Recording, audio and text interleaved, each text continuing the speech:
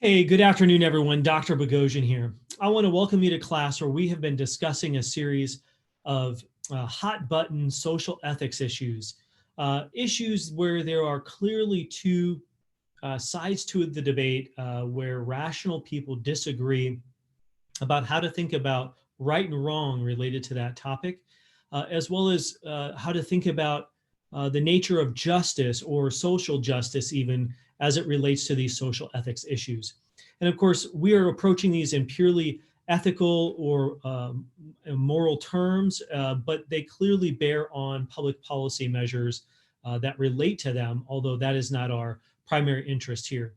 For today, we're going to get going on the topic of gun rights and gun control. This is a very important topic, one where we have Second Amendment, uh, legal documentation that bears from the Constitution of the United States that bears on this, as well as just important questions related to mass shootings, self-defense, et cetera, et cetera. So without further ado, we're going to jump right into this.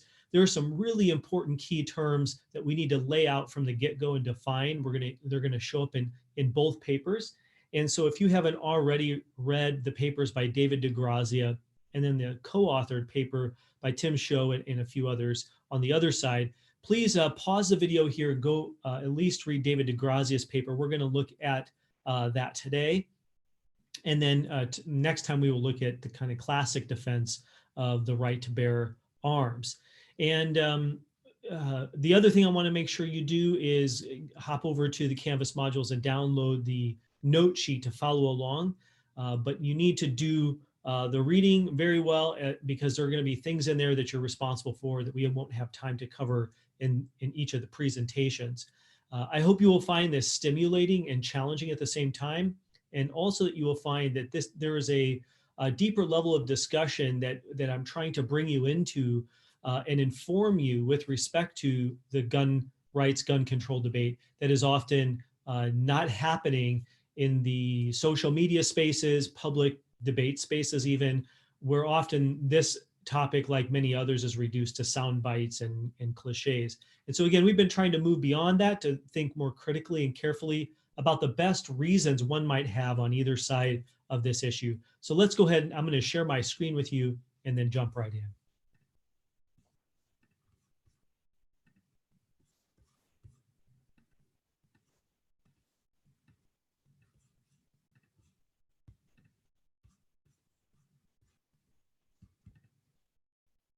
Okay, we won't be able to put you in groups, but I'd like you to read this here and then pause the presentation and think about it for a minute and jot down your answers. You might also copy this link at the bottom of the screen here. I'm not going to pull it up for you in the interest of time, but this is an important, regularly updated site by the Federal Bureau of Investigation that CNN.com actually links to, that updates regularly mass shootings, as they're called, in our country, in the United States of America, how many people die, how many people injured, the nature of that event, and so on. And every time this occurs, and I would suggest you both sides of the debate think that these shootings are horrible. They're horrible events. They're things we would like to see fewer of, regardless of where we fall on the debate itself. But often when there is a mass shooting, people in the debate now have the natural human impulse to say, we need to do something to stop these, to reduce these. And again, while that's a good motivation, the question is, well, what exactly should be done? And it might surprise you a little bit to find that there's more than one answer to that question. But one side that we're going to talk about today thinks mass shootings provide us with salient evidence that we should have stricter gun control measures, not only at the local state level, let's say, but at the federal national level. So pause the video, think about whether you believe mass shootings give us strong evidence that we should have even stricter gun measures, not just in, let's say, the state of California, but in the country. And if your answer is yes, why do you think that? If your answer is no, why do you think not?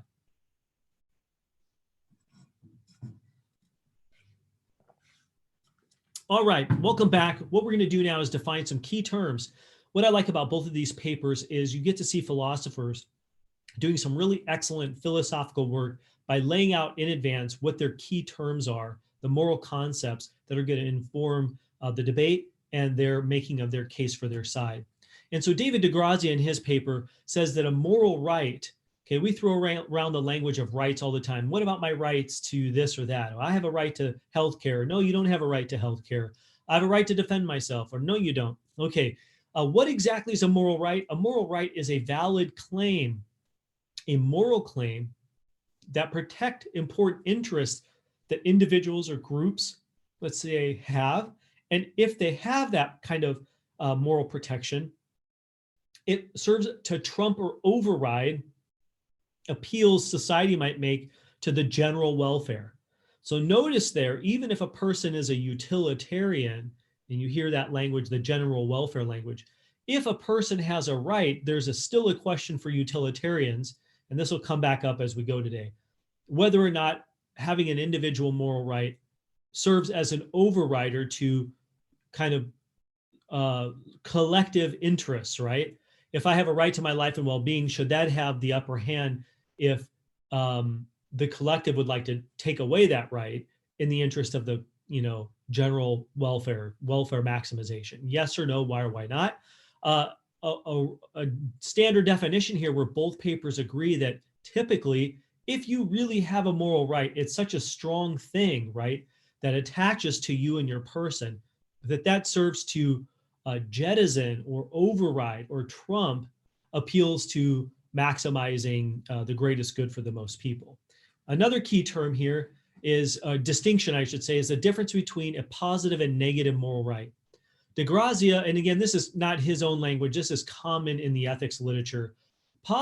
Negative rights, okay, and these words are going to actually be defined a little bit different than we in our colloquial speak define them. A negative right isn't a bad right? It's a right of non-interference. A positive right is a claim on something, okay? So a negative right is that if I have a right, then it's my moral standing to be able to possess that right and exercise that right if I so choose, and you ought not to interfere with that or restrict it. That's a negative right.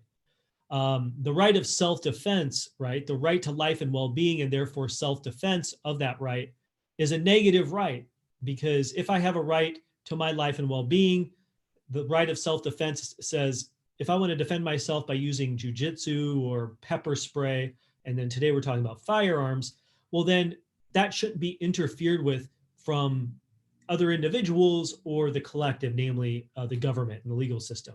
A positive right, on the other hand, is a claim to some good or service that should be provided for me that I currently don't possess, right? The debate about universal health care is that kind of discussion. It's about whether you and I have a claim on the good and service of health care, so much so that others should be taxed to provide us with that health care, as opposed to some people who think that the answer is no to that, still think you have a negative right to health care. So if you can possess it by way of your employment, your employer, or you want to buy it outright on your own, okay, fine. You can exercise the negative right to healthcare, but it's not a positive right where others owe that to you, okay? Here's another distinction, basic versus derived rights. Basic rights are the kind of ground level floor moral right that we have, like the right to life and well-being, that other rights derive from logically or attached to, right? They spin off from. So a basic right would be like what you get in the language of our Constitution, the rights to life, liberty, and the pursuit of happiness. Let's start with life. Life is not just the right to stay alive. It's life and well-being, staying alive and having a decent existence, right? That's a basic right that you have from the time you're conceived, some people believe, or at least from the time you're born, everyone believes. And then other rights, like the right to self-defense, derive from your right to your life and well-being. Now, is there a further derived right to own a firearm? One side of the debate says yes, the other side of the debate says maybe or no, right? So if we have the right to bear arms of any form, it would be a derived right where the basic right beneath it is the right to life and well-being. So that's what gun ownership. So we're debating a negative right, a right to life and well-being that has a further set of derived rights to protect that well-being, and then what form that protection might take, namely gun ownership. A gun right is a derived right. It's a right to self-protection, which derives from your basic life to physical security and well-being. Now, can moral rights, whether they're basic or derived, be overridden or limited? The answer is yes. Take your right to move about in public spaces. We often don't even think of this right, but we do that. We express this right, utilize this right every day. We get up, we go to work, or we get up and go outside and walk around the neighborhood, or we get up and go to the park, etc. Or wherever it is you're going these days. You don't even think, can I go here, right? You just do that. And that's a big freedom that we enjoy, the right to move about in public spaces. Now you don't have a right to move about in private spaces unless it's your private space, like your home. But if it's somebody else's home, you don't have a right to be in that private space, right? Your right ends there. But public spaces, public property, colleges, other government buildings, libraries, or streets and parks and sidewalks, etc., you have a right to go there. Now, if there's been a crime committed, let's imagine on your block where you live, you typically have the right to walk or ride your bike, let's say, in the neighborhood. But if you come home from work and there's a bunch of yellow police tape and a police officer stops you and says, sorry, you can't go to your house. You're like, but wait, I own private property over there. I should be let through. And he says, no, there's been a crime here. So temporarily, your right to move about on the street is overridden until we conduct our investigation or finish processing the scene. So a moral right can be limited or overridden for a short time or maybe a long time. Another way a right might be overridden is by some bad choice you make. So your right to roam about could be overridden by you committing a felony and being put in jail. You no longer have a right to move about in public because you have done something else that compromises that right. Now, let's get into gun ownership. DeGrazia, like a good philosopher, wants to set up what he thinks is the strongest argument for the opposing view, for the pro-gun view, let's say. And his focus is primarily on handguns, not long guns or what we call rifles, right? He's focused on handgun ownership, so he's not going for an all-out gun ban with his arguments. He's going out for a pretty strong ban on handgun ownership and by extension, what he would call assault weapons. But we'll get there. He's going to put out the strong argument that he thinks pro-Second Amendment, pro-handgun owners would accept. And then he's going to argue that argument is unsound. And then he's going to argue provide a second argument on behalf of restricted gun ownership. So here we go. People have a basic right to their physical security. That's a non-controversial premise. Premise 2, that right is violated by an unjustified assault and is threatened by burglaries. All right. Unjustified assault is different than a justified assault, okay? An unjustified assault is where you're attacked, you're assaulted, right, by someone, and it's not like you've agreed to be in an MMA match or a boxing match or a consensual wrestling match, right? This is where, you're either mugged or attacked in some way, or someone comes in your home and they're burglarizing it, but they're still a threat to your private property and even potentially your potential person. That's an unjustified assault. A justified assault would be you defending your property and your person and thereby harming the perpetrator or the burglar in self-defense. That would be a justified assault because it is an assault, but it's not something that you are being negligent with respect to their person. You're justified to assault them to defend yourself, okay? But your right is violated by someone else attacking you, okay? Your basic physical security rights. Premise 3, people have a right to take reasonable, necessary measures to prevent their basic rights from being violated. So in the case of your physical security right, if someone comes up and sticks something in your back or grabs you in a chokehold and says, give me your money and all your valuables, you have reasonable, necessary means to prevent that attack from going through and even losing your valuables. Again, you could, maybe martial arts and you can flip them over your shoulder and put them in a submission hold until the police come. Maybe you have a can of mace and you sneak that out and you spray them in the face to get them off of you. Okay, those would be reasonable and necessary. They're necessary to protect you. Now, as we're going to ask, are firearms necessary? Okay, Premise 4, rights that are supported in premise 3 include, okay, rights in premise 3, reasonable, necessary means include the right to self-defense. Adequate self-defense requires competent adults to have the option to own handguns, right? This is the pro-gun view. Therefore, competent adults in the US today have a moral right to own a handgun because it's reasonable and necessary as a measure to defend their basic right to their physical security. Okay, this is an argument that I think just about every Second Amendment person would accept. DeGrazia has put it out that way. He's now going to argue that against this. He's going to take issue with a couple of the premises. Primarily, he's going to make the case he thinks that handguns are not reasonable as forms of defending your physical security, nor are they necessary means to your physical security. So how does he do that? Competent adults don't need handguns. Why? Well, because there are alternative forms of self-defense at our disposal. And so if you're a competent adult, you don't need a handgun. It's not necessary. It's at best overdoing it, right, in his view. All right, what are some alternative means? Loud dogs, right? Well, if in your home you could have a pit bull or a Doberman Pinscher or a dog that barks really loud when they hear something. That's a form of protection that can replace a handgun. In addition to that, you can have an alarm system. And if someone breaks a window or goes through a door or gets in your garage even, that goes off and maybe it goes to the alarm company, they call the police or they show up with an armed defense on your behalf.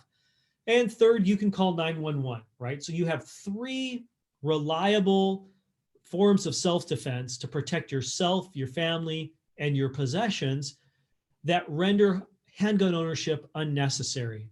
Now, he anticipates a rebuttal to this from the pro-gun side. They might argue, well, look, these 3 forms of self-defense are inadequate. They're insufficient to adequately defend yourself and your stuff. Maybe a very savvy burglar could neutralize your dog, like inject it with something or kill it. They know how to disband alarms, and they can do all this before the police arrive. Okay, and so what that means is you have the need to have a handgun in your drawer or on your nightstand or something. DeGrazia has a response to this, and he says, okay, that's an interesting rebuttal, but we need to now look at some important numbers about the death rates, homicides, accidental deaths in homes that have handguns, and suicides in homes that have handguns. Now, these statistics are still fairly, even though they're about 10 years old, we could, more recent polls seem to track this. Okay, so here we go.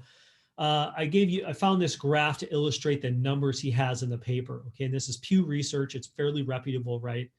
Per 100,000 people in our country, there are about 15.2 firearm deaths. Okay, now that may not seem like a lot, but once you multiply that out by millions of people, that becomes tens of thousands of firearm deaths per year. If you break down that 15.2, it breaks down into on average 7.3 suicides per 100,000 people and 7 homicides, okay? Or more recent, like going back to 93, more recent numbers, it's not as evenly split, okay? Now we do see that there has been a decline, and that's good, but that still is on average this number that he has in the paper where there are tens of thousands of accidental deaths, suicides, and homicides. And that increases, those numbers it increases the likelihood that those things occur when there are households that have firearms, especially handguns. So here we go. Let me actually put this out for you. Firearms are often misused in households that have them for good reasons, right? To defend their selves and their stuff. Maybe a child finds it. Maybe somebody is having a bad day or week or year because of like 2020 and they're depressed and suicidal, and so they use it to harm themselves. Or maybe a domestic disturbance happens and one party to the dispute in the household uses the firearm against another member of the family. Okay, now here's the point. The point is that accidental deaths, suicides, and homicides, which in a given year average around 37,000, And then non-fatal gunshot wounds, which in 2010 were about 63,000. That's a lot of damage that could be reduced if we took handguns out of homes. And so firearms initially are purchased, handguns are initially purchased to make the home more safe, but these numbers indicate, says DeGrazia, that homes are actually less safe on the whole because it could lead to accidental death, suicide, or even a homicide. Now, if homes with guns are less safe than homes without guns, then the right to have them is what he calls self-defeating. That's a logical move to say, if you buy a handgun thinking you're going to be more safe, but it turns out you're actually less safe, then the rationale actually undermines itself. It's practically undermined by this data. And so gun rights activists and gun rights proponents, we might say, even more mildly, have some important data they want to bring into the discussion to push back on this the numbers in point one. And there's this well-known study by Keck and others who ran a poll and did a controlled study, and they found that on average in a given year, there are 2.5 million defensive gun uses, people reported. DGU is defensive gun use. And so people say, look, we are actually using our firearms to defend ourselves, and that's successful. And that number is a whole lot larger than the 37,000 and the 63,000.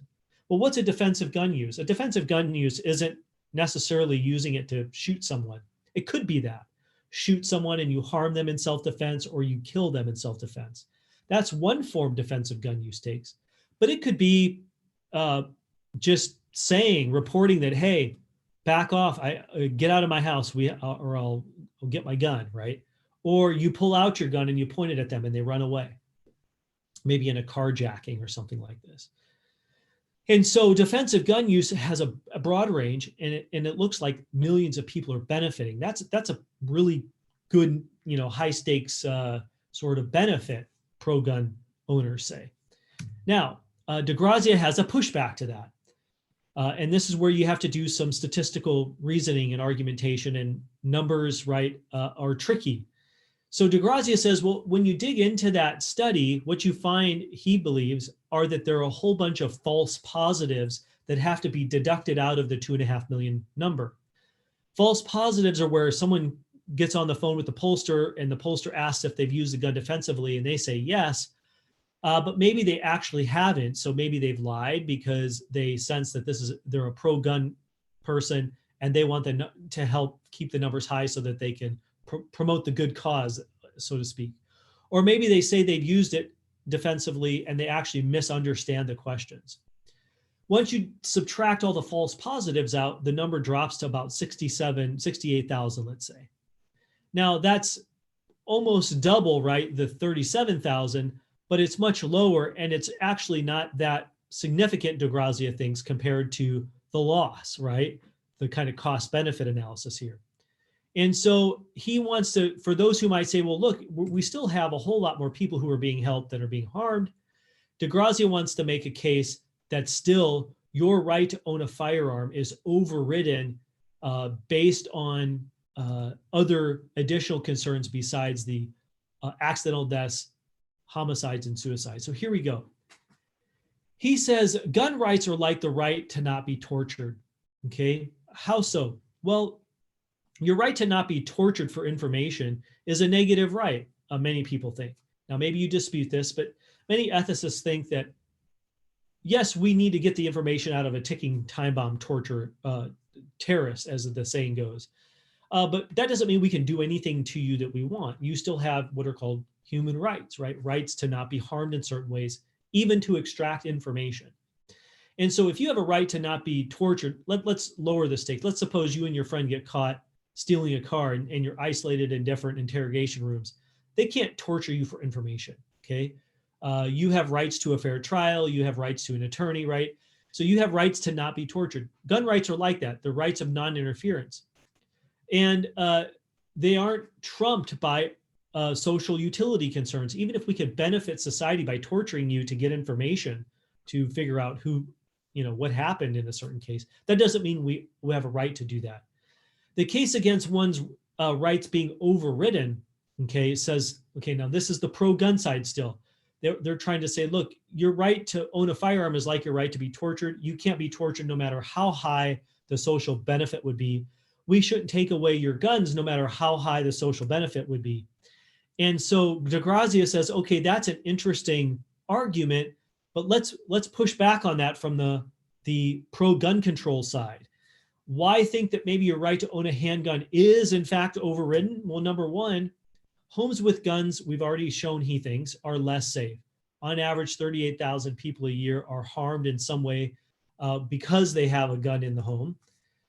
National gun owner rates tend to correlate. They run alongside of, right, suicide and murder rates in our country. Third, it is unlikely that these rates are the rates of suicides and murder rates where the gun owner rates go up, these rates go up. It's unlikely that that it can be explained away by, well, the reason the gun owner rates are up is because people are worried about crime, right? No, the gun owner rates are up. Suicide murder rates are up, excuse me, because gun owner rates are up. Murder and suicide rates, it's not the other way around. In other words, gun owner rates are not up because murder and suicide rates are up, says DeGrazia. A fourth concern he has is how we compare to other civilized, developed countries. If you look at this important study where in the ages of 5 to 14, okay, basically kids and adolescents, the United States has a 17 higher rate of suicides, homicides, and accidental deaths than 26 other wealthier nations, okay? And we are only 2 times higher deaths in that age range, right? So deaths in that age range with gun, homicides are 17 times higher in ages 5 to 14 in the United States than 26 other nations. Yet it's only 2 times higher where, let's say, a knife is used or something else is used, okay? So homicides, again, are a lot higher. And so this implies that if we take guns out of the picture, handguns especially, we would be much lower. Homicides would be much lower in the 5 to 14 age range. And that's a great net gain. It would bring us closer to other civilized developed nations. Take the suicide rate. In the United States, the suicide rate is 10 times higher where a firearm is used, particularly a handgun. But the suicide rate is the same where firearms are not used. So obviously suicide is bad, whatever form it takes, but we could lower suicides, he thinks, if we take firearms out of the picture, because typically firearms are successful. Someone who, let's say, ingests a bunch of pills, if found, has a higher likelihood where they can have their stomach pumped and they could survive, so on and so forth. So he thinks we have 4 reasons to think that your right to own a handgun is overridden by these social benefits that would result from taking away your firearm. And he thinks the bottom line is that the availability of handguns explains the disparity between our nation and all these other developed nations. We want to reduce the disparity, and we can reduce the disparity by having stronger gun control measures. So how does he counter the step that the gun proponent has that says that your handgun rights or your firearm rights are not overridden in the interest of social utility? Well, the prospect of high social gains is good, and your right to own a firearm is actually conflicting with other rights that everyone else has. Their right to roam about in a reasonably safe environment. If the number of guns, ownership goes up as it keeps doing, in fact, in this current time in which we live, it's even gone up more highly because of the pandemic, because of the pending election and so on. And people fears, let's say, drive up gun purchases. But that now is at odds, right? The more guns there are, we've already seen the data, raise the chance that your or my right to roam about is safe, right? People are showing up at more polls with guns. Maybe they're going to bring it out on their lawn to chase you away because, you're shouting, pro whoever the other candidate is than the sign they have on their lawn or something. Well, the point is that if you're owning a handgun compromises my right to roam about safely, then that serves to override your right to own a handgun. I'm going to skip that in the interest of time. Where does this leave us? Now, this is, if you take anything away from DeGrazia's paper, even if you disagree with his stance on firearms and the right to own firearms, especially handguns, I want everyone to think hard about this point, because I think he's right about this much, okay? This is his view on what's called reasonable disagreement. He thinks that both sides of the argument, okay, both viewpoints have good reasons to believe what they believe. The gun ownership side, pro-gun side, has a rational case to be made. He thinks it's unsound, and he believes he's adequately refuted it. But he can see how they have a good reason to believe what they believe, or set of reasons. And so he thinks they have a rational viewpoint, though it's false. He thinks that his side is rational but true. And so both sides have reasonable positions. And so we need to treat each other with dignity and respect, and look at the other side as reasonable but wrong, but your side as reasonable but right. So he wants to argue that gun control is needed. All right, now where does this leave us with who can own a gun? Can nobody own a handgun? This is where an interesting thought experiment gets used, or analogy, and it actually shows up in the social debate about gun ownership. He thinks we should treat handguns just like we treat automobiles and driver's licenses. He thinks that if you want to own a handgun, you need to have a demonstrable special need. A special need would be something like you work for the federal government or the local government. You're carrying large amounts of money because you're a manager of a restaurant and you have to make a deposit late at night. You live in a really bad neighborhood and you're a single person or a single woman especially. And so you can demonstrate, provide verification and evidence that you have a special need. You're not just an average Joe going to and from work and living in a good neighborhood. You need to also demonstrate that you can be trusted to store that firearm properly. Maybe you're made to purchase a gun safe. You go through a gun safety class and you can demonstrate your ability to fire it and hit a target, right, consistently. And so if you can meet those criteria, then maybe every 2 to 4 years, just like with a driver's license, you have to re-up. You have to go back and demonstrate that you're still a manager at whatever restaurant.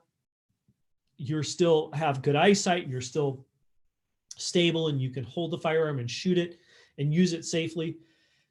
And if that's the case, then you can continue owning a handgun. If that has gone away or you've committed a violent crime, well, then you lose the right. But it's going to turn out that very few people own handguns, right, on this. And so he thinks that he's given us a good case for thinking we should restrict handgun ownership even further than we do already. Definitely, we should get rid of concealed carry unless a person is a safety officer or a police officer or something like this. What do you make of his moral case for stricter handgun ownership, not just in the state of California, but in any state in our country? Do you think the analogy to driving a car is a good analogy? If you don't, I want you to come up with a counter example. Explain why it's not a good analogy. If you do think it's a good analogy, explain why. And then I'll look forward to this showing up in the discussion board over these things. Until next time, when we look at the pro-gun side, please make sure you go back and reread DeGrazia's paper. If you haven't already, please read the co-authored paper defending the right to bear arms, and we'll take up their arguments next time. Take care.